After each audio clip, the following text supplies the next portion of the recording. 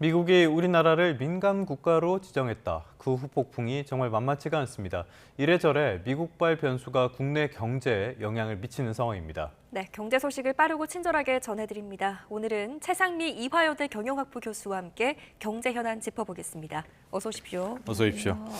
민감 국가로 지정됐다. 이 단어 저는 사실 굉장히 생소한 단어더라고요. 민감 국가가 뭔지부터 좀 짚어보고 가겠습니다. 네, 이제 보시면 미국의 민감 국가 및 네. 기타 지정 국가 목록이라고 있거든요. 근데 이제 미국 에너지부가 미국의 국가 안보와 그다음에 경제 안보에 위협이 될 만한 이런 네. 국가들을 가능성 있는 국가들을 목록으로 관리하는 이런 특별 관리하는 제도라고 보시면 되겠습니다.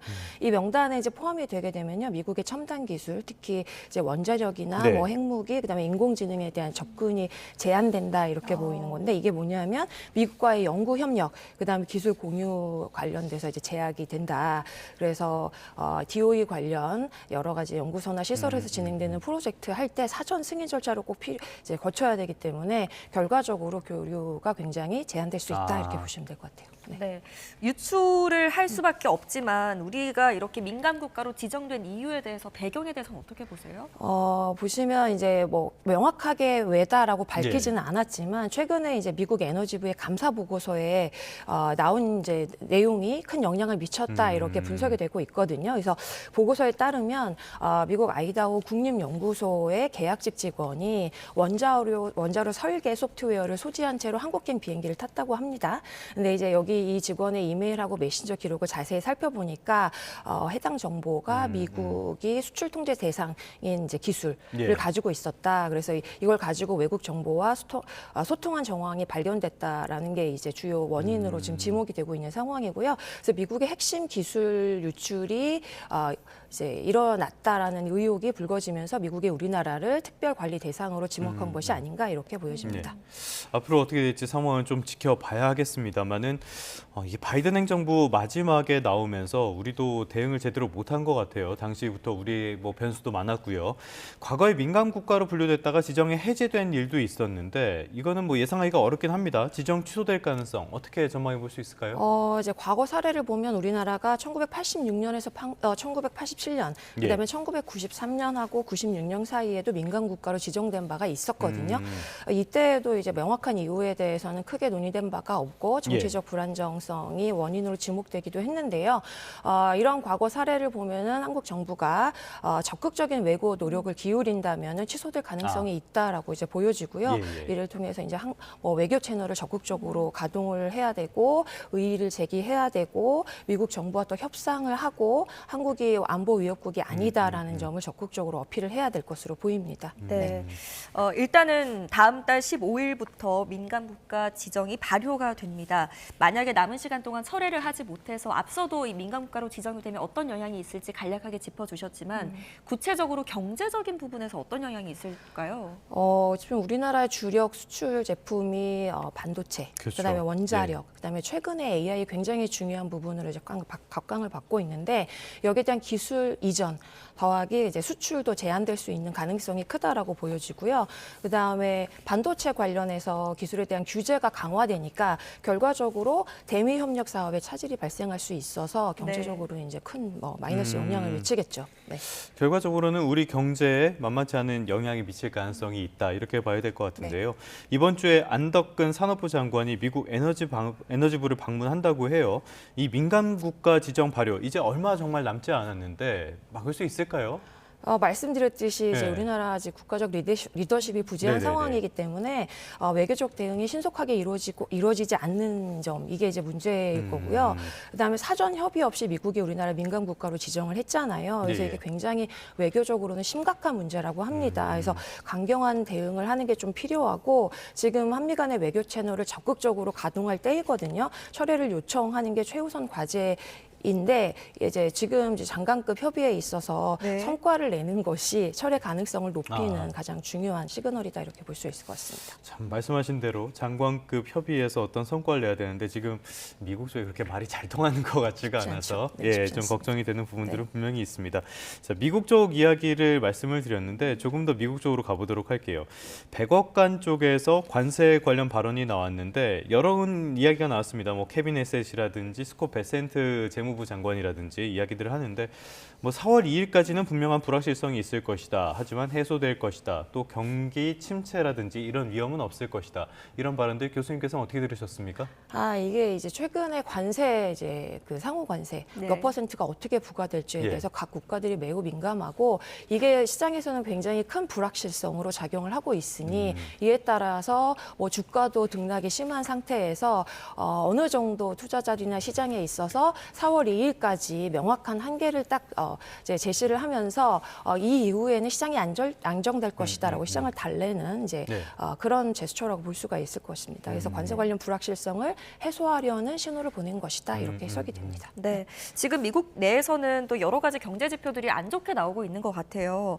2월 소비의 판매가 전월 대비 0.2% 상승에 그치면서 예상치를 크게 밑돌았네요. 네네. 원래 이제 시장의 예상은 0.6% 상승이었는데 0.2% 상승에 그쳤잖아요. 네네. 그러니까 내수가 부진하다라는 걸로 이제 이해가 되고요. 이거는 이제 미국의 경제 지표가 시장보다는 소비가 부진하니 경제 성장률이 좀 떨어질 수 있다 이렇게 해석이 돼서 페드가 금리 인하나 이제 관련해서 좀 속도를 내지 않을까 이렇게 보고 있습니다. 네. 미국 GDP에서 소비가 차지하는 비중이 뭐 70%다, 네. 3분의 2다 이렇게 분석이 네네. 나오는 걸 봐서는 미국의 소매 판매가 이렇게 안 좋다라고 네. 했을 때는 전반적인 경제에 굉장히 부정적인 그렇죠. 영향을 줄 것 같고요. 네. 뉴욕 연은에서 나온 제조업 지표라든지 부동산 지표 다 간밤에는 부정적으로 나왔단 말이에요. 네네. 예, 그런 상황에서도 지금 미국에서 경기 침체 우려는 없다. 지금 트럼프 행정부에서 그렇게 이야기를 하고 있는데 네. 교수님께서는 납득이 되십니까? 최근에 뭐 이제 여러 가지 관세 정책 발언이 굉장히 강하게 나오고 있고 이것이 이제 주가에 주는 영향도 매우 컸고 그 다음에 그 다찌부가 생기면서 대규모의 그 공무원 해고 사태가 있었잖아요. 예, 그렇죠. 이런 것들을 감안할 때 이제 향후에 지금 뭐 시장에 버블이 생겼다, 뭐 IT 관련해가지고 실제적인 뭐 효과 없다 이런 분석들이 나오는 상황에서 조정 국면이다라는 강조하고 있다 이렇게 보이고 있거든요. 예. 근데 침체는 아니고 조정이다. 네, 조정이다라고 이제 정부에서는 강조를 하고 있는 것 같습니다. 교수님께서는 네, 지금 이제 이 관세 정책이 장기적으로는 전문가들 입장에서는 미국 시장에 부정적인 영향을 줄 거다라는 분석이 많이 있기 때문에 기존과 같이 그렇게 강한 상승세가 쉽지 않을 거다 저는 이렇게 보고 있습니다. 네, 여러 가지 경제 지표는 좋지 않고 경기 둔화 우려는 곳곳에서 나오고 있는데 그렇습니다. 간밤에 뉴욕 증시 보니까 오히려 또 올랐더라고요. 네. 이유는 이제 뭐냐면 전문가들 이제 그 분석부터 말씀드리면 이게 단기 상승이다 이렇게 분석을 하고 있거든요. 예. 왜냐하면 지난주 보시면요. 다우 지수가 2023년 이후에 가장 큰 주간 하락폭을 보였습니다. 15% 하락을 했고요. 그다음에 이제 말씀 주신 대로 다우 지수도 0.85% 상승하고 나스닥 0.31%, S&P 뭐 0.64% 상승을 했는데 이게 이제 소비 지수 아까 시장 예상치보다 윗도는 거 말씀하셨는데 네. 자동차를 제외하면 0.3% 상승을 했기 때문에 이게 시장 전망치와 비슷하다라는 또 이게 긍정적인 또 풀이가 됐다고 보고 있고요. 그래서 지금 약 시장은 5,400선에서 그 S&P 조정하지 않나 이렇게 전망을 하고 있는 상황입니다. 5,600선이니까 조금 더 하락할 가능성이 있다. 그렇습니다. 네. 마지막으로 이제 삼성과 이야기 좀 해보겠습니다. 이재용 삼성전자 회장이 사직생 각오를 내놨습니다. 이대로는 안 된다. 독한 삼성인이 돼야 한다. 이렇게 강조한 것으로 알려졌는데 네. 고강도 쇄신 주문한 이유 내부적으로 좀 어려운 것 같아요. 그렇죠. 이제 지난해 하반기부터 그 메모리 반도체 시장이 굉장히 불확실했기 때문에 외국인이 대량으로 매도를 했고요. 네. 그다음에 삼성전자가 올해 외국인이 2조 7,500원을 이제 그러니까 계속 이제 매도를 많이 했었는데 예. 이제 순매도 2조 7,500원어치의 순매도하면서 가장 많이 판 종목으로 꼽히기도 했거든요. 네. 근데 어제 보면은 이제 단기 상승을 했습니다. 5%. 그래서 급등했더라고요. 네, 급등을 예. 했죠. 그래서 외국인이 대량 매수로 돌아섰다라는 점에서 의미가 굉장히 큰데 이 중에 하나 이유로 이제 그 이재용 회장이 사직생 발언을 했다. 그래서 이제 경영 혁신하고 적극적인 반도체 시장에 대한 대응 등을 주문을 해서 투자 심리가 개선됐다 이렇게 분석을 하고 있는데요. 이제 보시면 삼성전자 주가가 최근 1년간 한 20% 하락을 했단 말이죠. 예. 근데 이제 어제 반등한 건 보면 기술적 조정이 있었다. 그다음에 단기 저점 매수세다 이렇게 보여주고 있는데요. 단기적으로는 이제 엔비디아가 GTC